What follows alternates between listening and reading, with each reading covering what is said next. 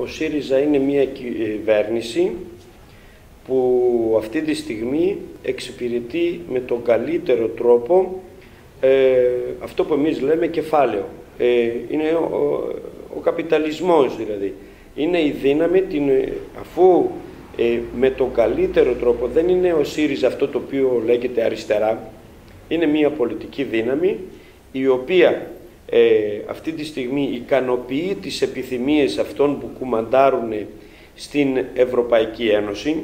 Η Ευρωπαϊκή Ένωση δεν είναι όρος γεωγραφικός, εμείς δεν το βλέπουμε έτσι, είναι όρος πολιτικός όπου κάνει κουμάντο οι πολυεθνικές και τα μονοπόλια.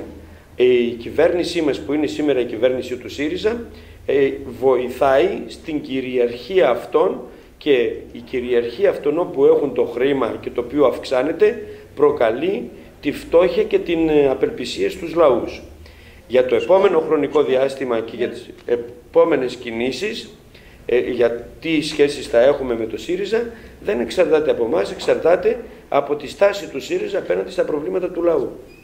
Εμείς ζητούσαμε από όλες, και από την προηγούμενη κυβέρνηση και από τη σημερινή κυβέρνηση, ζητούμε αυτά που ο πατραϊκός λαός δικαιούται.